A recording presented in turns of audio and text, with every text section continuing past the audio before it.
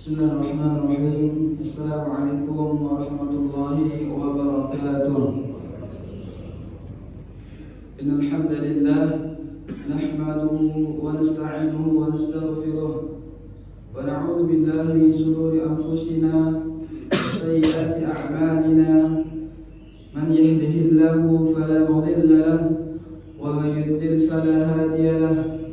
Asyhadu an la ilaha illallah وحده لا شريك له وأشهد أن محمدا عبده ورسوله صلى الله عليه وسلم. اللهم آت نفوسنا تقواها وزكها أنت خير من زكاها أنت وليها ومولاها.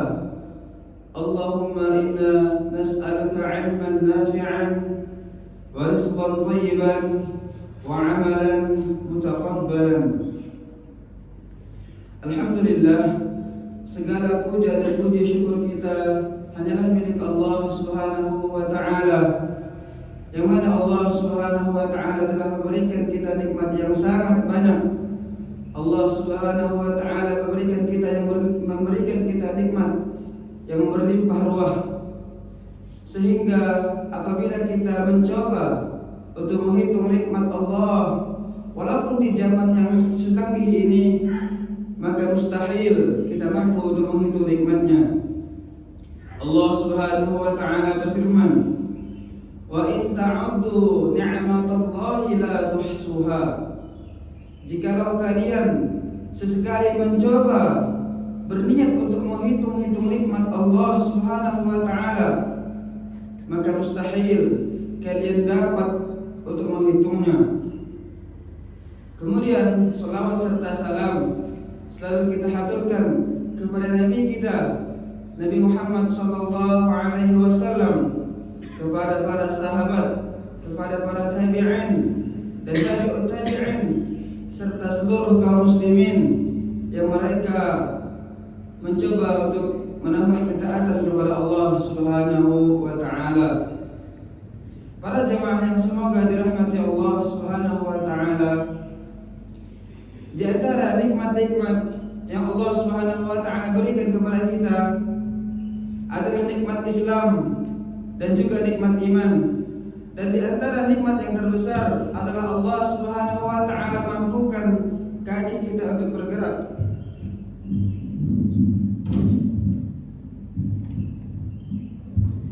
Allah Subhanahu wa ta'ala mampukan kaki kita untuk bergerak, mampukan kaki kita untuk melangkah ke salah satu rumah dari rumah-rumah Allah Subhanahu wa ta'ala dalam rangka menambah ketaatan, menambah ketakwaan kepada Allah Subhanahu wa ta'ala. Kemudian setelah melaksanakan sholat, kita duduk untuk mendengarkan majelis ilmu, mendengarkan ayat-ayat Allah Subhanahu wa ta'ala dibacakan dan hadis Nabi sallallahu alaihi wasallam disebutkan. Di dalam suatu hadis Nabi sallallahu alaihi wasallam mengatakan, "Man ijtama'a qaumun fi baitin min buyutillah yatluna kitaballah wa yatadarasuna bainahum illa nazalat 'alaihimus sakinah." Suatu kaum yang mereka berkumpul di salah satu rumah dari rumah-rumah Allah Subhanahu wa ta'ala, mereka mendengarkan ayat-ayat Allah Subhanahu wa ta'ala dibacakan dan mereka saling mempelajari, illa nazalat 'alaihimus sakinah, tidaklah turun kepada mereka melainkan rasa ketenangan, wa ghasyiyatuhumur rahmah, dan rahmat Allah Subhanahu wa ta'ala meliputi mereka, wa haffathumul malaikah, dan para malaikat menaungi mereka, wa dzakarahumullahu fi man 'indah, dan Allah Subhanahu wa ta'ala menyebut-nyebut nama mereka di sisi Allah Subhanahu wa ta'ala. Kemudian di antara keutamaan menuntut ilmu adalah Allah Subhanahu wa ta'ala akan permudah jalan hambanya, jalan orang tersebut menuju surga Allah Subhanahu wa ta'ala. Dalam suatu hadis Nabi sallallahu alaihi wasallam mengatakan, "Man salaka tariqan yaltamisu fihi 'ilman sahalallahu lahu bihi tariqan ilal jannah. Barang siapa yang menempuh suatu jalan, yang mereka menempuh jalan tersebut, mereka gunakan untuk menuntut ilmu syar'i, mendengar ayat-ayat Allah Subhanahu wa taala dibacakan, apa yang akan mereka dapatkan? Sahalallahu lahu bihi tariqan ilal jannah. Maka Allah Subhanahu wa taala akan permudah jalan mereka untuk menuju surga Allah Subhanahu wa taala. Para jemaah yang semoga dirahmati Allah Subhanahu wa taala, di dalam suatu hadis Nabi sallallahu alaihi wasallam bersabda, la yashkurullah man la yashkurun nas. Tidaklah disebut hamba atau seorang tersebut telah bersyukur kepada Allah Subhanahu wa taala mereka yang tidak tahu untuk berterima kasih kepada manusia. Maka untuk itu kami ucapkan jazakumullahu khairan, terima kasih banyak kepada DKM Masjid As-Sabirin dan juga para jemaah sekalian yang telah memberikan kami kesempatan untuk melaksanakan kuliah dakwah lapangan. Namun sebelum itu, izinkan kami untuk memperkenalkan diri terlebih dahulu. Perkenalkan, nama saya Hafizan, saya berasal dari Sambas, dan alhamdulillah sekarang saya berada di perkuliahan tahfiz Ma'had Al-Aiman, Kota Pontianak. Sedikit tentang Ma'had Al-Aiman, dia merupakan salah satu yayasan pendidikan yang ada di Kota Pontianak, yang di dalamnya terdapat berbagai jenjang. Di antaranya ada jenjang PAUD atau TK, SD, SMP, SMA hingga perkuliahan. Dan alhamdulillah juga saya termasuk dalam salah satu staf pengajar di Ma'had tersebut. Para jemaah yang semoga dirahmati Allah Subhanahu wa taala, pada subuh hari yang diberkahi Allah Subhanahu wa taala ini, insyaallah kita akan membahas salah satu tema yang tema ini sangat agung dan sangat mulia, yaitu tujuan Allah Subhanahu wa taala menciptakan kita.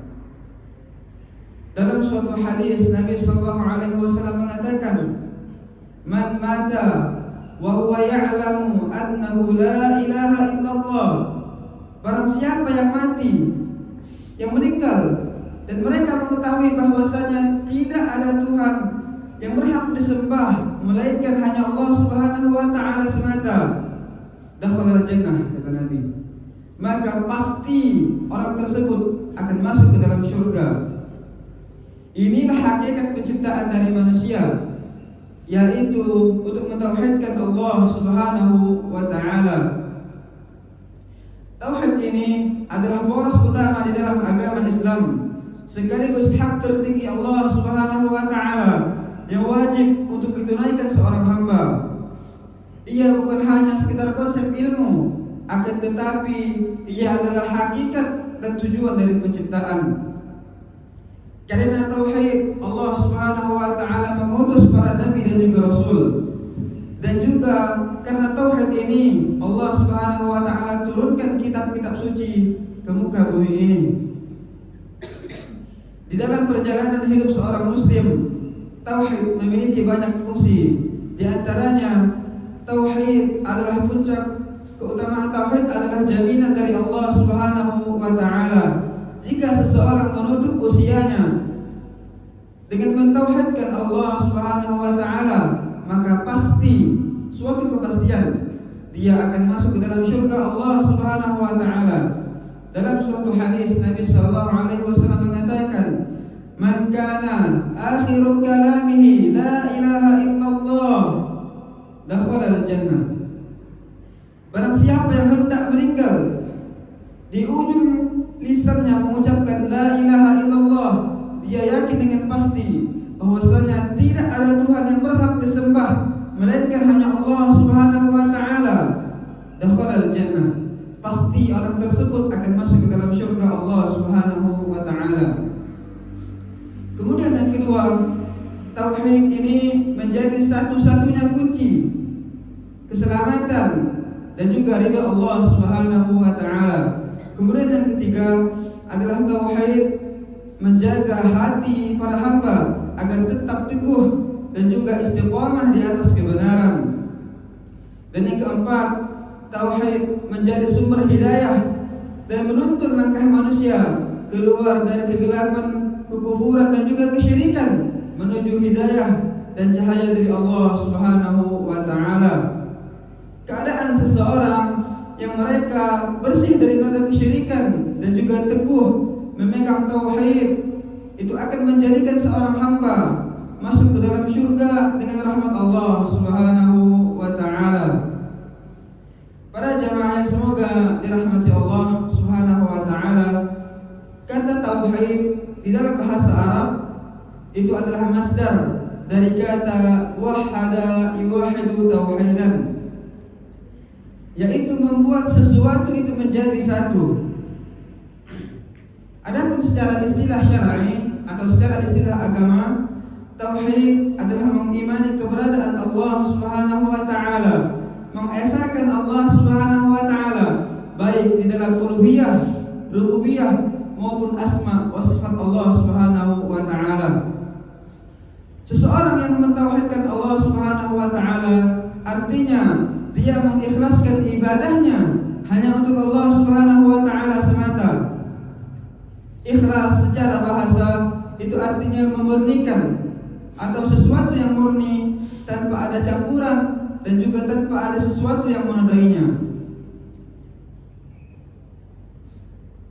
Ikhlas menurut istilah para ulama adalah bagaimana seseorang bisa berada di pertengahan, yaitu dia tidak beramal karena manusia dan juga dia tidak meninggalkan amalan tersebut karena manusia. Berkata seorang ulama bernama Fudail bin Iyad rahimahullah ta'ala, tarakul amali li ajli nas riya'un. Seseorang yang meninggalkan amalan karena manusia itu adalah sesuatu yang riya. Wal amalu li ajli nas syirkun. Dan beramal karena manusia itu adalah perbuatan syirik. Maka tauhid ini adalah mengikhlaskan ibadah hanya untuk Allah Subhanahu wa taala semata. Dalil yang pertama yang menunjukkan pentingnya tauhid sekaligus menjelaskan tujuan utama dari penciptaan manusia adalah Allah Subhanahu wa taala berfirman, "Wa ma khalaqtul jinna wal insa illa liya'budun." Dan tidaklah aku, kata Allah Subhanahu wa taala, menciptakan jin dan juga manusia melainkan hanya untuk beribadah kepadaku, kata Allah Subhanahu wa taala. Ayat ini menjelaskan tentang tujuan awal penciptaan jin dan juga manusia. Ayat ini diawali dengan kata ma. Yang ini adalah ma nafiyah atau ma kenafian. Kemudian setelahnya diikuti dengan isbat atau penetapan melalui kata illa. Wa ma khalaqtul jinna wal insa illa liya'budun. Bentuk kalimat ini itu mengandung makna pembatasan dan juga makna penetapan yang sangat kuat. Bentuk kalimat ini serupa dengan kalimat la ilaha illallah yang menunjukkan tidak ada Tuhan yang berhak disembah melainkan Allah Subhanahu wa taala. Maka ayat ini menegaskan kepada kita semua bahwasanya tidak ada tujuan lain di dalam penciptaan jin dan juga manusia melainkan tujuan mereka hanya untuk beribadah kepada Allah Subhanahu wa taala. Adapun menciptakan, yaitu al-khalqu, itu adalah mutlak perbuatan Allah Subhanahu wa taala. Oleh karena itu, manusia dilarang menyematkan kata pencipta ini kepada makhluk, baik itu batu, pohon, matahari, bintang, bulan, atau bahkan nabi serta malaikat sekalipun. Kemudian terkait dengan makna ibadah yang Allah Subhanahu wa taala ciptakan jin dan manusia karenanya, itu memiliki dua makna. Yang pertama adalah makna secara umum. Itu adalah sesuatu yang dicintai Allah Subhanahu wa taala, baik berupa ucapan maupun perbuatan, baik hal tersebut tampak oleh mata maupun tersembunyi. Dan indikasi bahwasanya Allah Subhanahu wa taala mencintai perbuatan tersebut adalah Allah Subhanahu wa taala perintahkan seorang hamba untuk mengerjakannya. Kemudian Allah Subhanahu wa taala puji mereka yang melakukannya. Kemudian makna ibadah yang kedua adalah makna secara khusus. Makna ibadah secara khusus yaitu adalah mentauhidkan Allah Subhanahu wa taala, mengikhlaskan ibadah hanya kepada Allah Subhanahu wa taala. Hal ini sebagaimana diriwayatkan dari Ibnu Abbas radhiyallahu anhuma yang dinukil oleh Imam Al-Baghawi rahimahullah. Jadi beliau mengatakan kata ibadah di dalam Al-Qur'an itu bermakna tauhid. Maka tujuan utama dari penciptaan jin dan juga manusia adalah untuk beribadah kepada Allah Subhanahu wa taala. Maka memahami ayat yang agung ini seharusnya menyadarkan kaum muslimin, menyadarkan kita semua bahwasanya hidup kita di dunia ini bukanlah hanya untuk sekedar bersenda gurau, bukan hanya sekedar mengejar ketenaran, mengumpulkan uang, menuruti kesenangan, hobi dan juga syahwat. Allah Subhanahu wa taala mengatakan, "Afahasibatum annama khalaqnakum 'abatha." Maka apakah kalian semua mengira bahwa sesungguhnya kami menciptakan kalian semua ini hanya untuk bermain-main saja, kata Allah Subhanahu wa taala. Allah Subhanahu wa taala menggunakan uslub pertanyaan, yang mana pertanyaan ini tidak membutuhkan jawaban, akan tetapi pertanyaan ini digunakan seorang hamba untuk berpikir bahwasanya ketika dia diciptakan pastilah dia memiliki tujuan, pastilah pencipta tersebut menyuruhnya kepada suatu hal. Kemudian di ayat lain Allah Subhanahu wa taala kembali berfirman, "Ayahsabul insanu ayyutraka suda." Apakah manusia itu mengira bahwasanya dia akan dibiarkan begitu saja? Kembali Allah Subhanahu wa taala menggunakan uslub pertanyaan, yang mana uslub pertanyaan ini hendaknya dipakai atau digunakan oleh setiap kaum muslimin untuk merenungi hakikat dari penciptaan mereka. Maka kesadaran akan tujuan hidup ini itu akan menuntun seorang muslim untuk menjaga kemurnian tauhid dan juga menjauhi segala bentuk kesyirikan. Kemudian di antara dalil yang Allah Subhanahu wa taala menyebutkan tentang hak-hak tertinggi yang hendaknya ditunaikan oleh seorang manusia adalah Allah Subhanahu wa taala firmankan pada Quran surah Al-Isra ayat ke-23. Allah Subhanahu wa taala berfirman, "Wa qadha rabbuka alla ta'budu illa iyyahu wa bil walidayni ihsana. Imma yablughanna 'indaka al-kibara ahaduhuma aw kilahuma fala taqul lahumā uffin wa la tanharhumā wa qul lahumā qawlan karīmā." Dan Tuhanmu dan Allah Subhanahu wa taala telah memerintahkan kamu semua supaya kalian tidak menyembah selain Allah Subhanahu wa taala. Yang pertama, Allah Subhanahu wa taala sebutkan bahwasanya hendaknya setiap kita tidaklah menyembah selain Allah Subhanahu wa taala. Kemudian Allah Subhanahu wa taala sebutkan, hendaklah kamu berbuat baik kepada kedua orang tuamu dengan sebaik-baiknya. Jika salah seorang di antara keduanya ataupun kedua-duanya itu telah berusia lanjut, maka jangan sekali-kali kamu mengatakan dan janganlah kamu membentak mereka, serta ucapkanlah yang baik kepada mereka. Dari sisi dalil dan juga hujah, firman Allah Subhanahu wa taala ini berisi ketetapan yang mengikat. Yang pertama adalah wajibnya untuk mentauhidkan Allah Subhanahu wa taala. Kemudian yang kedua adalah wajibnya berbakti kepada kedua orang tua, serta haramnya berkata atau membentak orang tua. Kata qadha dalam konteks ini bermakna ketetapan hukum Allah Subhanahu wa taala yang bersifat wajib. Wajibnya tauhid di dalam ayat ini ditunjukkan melalui uslub amar dan juga hasar, yaitu perintah dan juga pembatasan. Allah Subhanahu wa taala telah meniadakan segala bentuk peribadahan kepada selain Allah Subhanahu wa taala, dan Allah Subhanahu wa taala menetapkan bahwasanya setiap ibadah yang kita lakukan itu hanyalah boleh kita tujukan untuk Allah Subhanahu wa taala semata.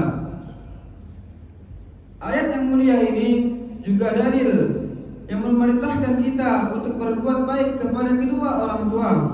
Bahkan perintah untuk berbakti kepada kedua orang tua ini Allah Subhanahu wa taala letakkan tempat setelah perintah untuk mentauhidkan Allah Subhanahu wa taala. Hal ini menunjukkan bahwasanya berbakti kepada kedua orang tua adalah keutamaan wajib yang kedua setelah mentauhidkan Allah Subhanahu wa taala. Bakti seorang anak kepada kedua orang tuanya wajib dilakukan dalam setiap keadaan, terutama lagi saat mereka telah berusia lanjut. Bahkan mengatakan atau saja itu dilarang. Secara kaidah usul fiqih, larangan mengatakan kepada orang tua ini dikategorikan sebagai qiyas aula. Maknanya, jika sekedar mengucapkan atau tadi itu merupakan termasuk bentuk kedurhakaan kepada mereka, maka membentak atau menyakiti hati mereka itu lebih besar dosanya di sisi Allah Subhanahu wa taala. Kemudian yang kedua dari sisi al-isti'nas, seorang hamba yang mentauhidkan Allah Subhanahu wa taala berbakti kepada kedua orang tuanya serta tidak durhaka kepada keduanya dan istiqomah di dalam mengamalkan ketaatan, maka hamba tersebut atau orang tersebut pasti akan merasakan ketenangan jiwa. Secara urutan hak, maka Allah Subhanahu wa taala adalah hak yang pertama yang hendaknya ditunaikan oleh seorang hamba, yaitu dengan tauhid, mentauhidkan Allah Subhanahu wa taala. Sebagaimana disebutkan dalam suatu hadis Mu'adz bin Jabal radhiyallahu anhu, beliau mengatakan, "Kuntu ridafan Nabi sallallahu alaihi wasallam ala khimar, faqala ya Mu'adz, atadri ma haqqullahi 'ala al-ibad wa ma haqqul 'ibad 'ala Allah?" Kata Nabi sallallahu alaihi wasallam menanya kepada Mu'adz bin Jabal. Kemudian Mu'adz bin Jabal mengatakan, "Qultu Allah wa rasuluhu a'lam." Kemudian Nabi sallallahu alaihi wasallam mengatakan, "Haqqullahi 'ala al-'ibad an ya'buduhu wa la yusyriku bihi syai'a, wa haqqul 'ibad 'ala Allah la yu'adziba man la yusyriku bihi syai'a." Aku pernah membonceng Nabi sallallahu alaihi wasallam di atas seekor keledai, kata Mu'adz. Kemudian beliau bertanya, "Wahai Mu'adz, tahukah engkau apa hak Allah Subhanahu wa taala atas para hambanya, dan juga apa hak seorang hamba terhadap Allah Subhanahu wa taala?" Kemudian Mu'adz menjawab, "Allah dan Rasulnya lebih mengetahui." Kemudian Nabi sallallahu alaihi wasallam mengatakan, hak Allah atas para hambanya adalah mereka beribadah, menunjukkan ibadah tersebut hanyalah untuk Allah Subhanahu wa taala serta tidak bersekutu, tidak menyirikkannya dengan sesuatu apapun. Sedangkan hak hamba atas Allah Subhanahu wa taala adalah dia tidak akan mengazab seseorang yang tidak menyekutukannya dengan sesuatu apapun. Setelah seseorang memenuhi hak Allah Subhanahu wa taala, maka setelahnya diikuti dengan hak orang tua tadi, yaitu berbakti kepada mereka. Mereka adalah sebab keberadaan kita di dunia ini. Mereka adalah pihak yang paling berhak untuk mendapatkan dakwah, nafkah, dan juga perlakuan baik dari seorang anak. Maka penuhilah hak Allah Subhanahu wa taala, kemudian penuhi hak kedua orang tua. Karena sejatinya tidak ada jalan menuju surga Allah Subhanahu wa taala kecuali dengan tauhid, yaitu mengikhlaskan ibadah kita hanya kepada Allah Subhanahu wa taala. Kemudian yang kedua adalah bakti yang tulus kepada kedua orang tua. Para jemaah yang semoga dirahmati Allah Subhanahu wa taala, setelah kita mengetahui bahwasanya hakikat atau tujuan kita diciptakan di atas muka bumi Allah Subhanahu wa taala ini adalah untuk mentauhidkan Allah, beribadah kepada Allah dengan seikhlas-ikhlasnya, menyerahkan setiap ibadah kita hanya untuk Allah Subhanahu wa taala, maka diharapkan kita semakin bersemangat untuk mengejar surga Allah Subhanahu wa taala. Para jemaah yang semoga dirahmati Allah Subhanahu wa taala, semoga Allah Subhanahu wa taala mengampuni dosa-dosa kita semua, dosa kedua orang tua kita, dosa guru-guru kita, dan seluruh dosa kaum muslimin yang mereka senantiasa mencoba mendekatkan diri untuk beribadah kepada Allah Subhanahu wa taala. Mungkin sekian yang dapat kami sampaikan. Kita tutup dengan doa kafaratul majlis. Subhanakallahumma wa bihamdika asyhadu an la ilaha illa anta astaghfiruka wa atubu ilaik. Assalamualaikum warahmatullahi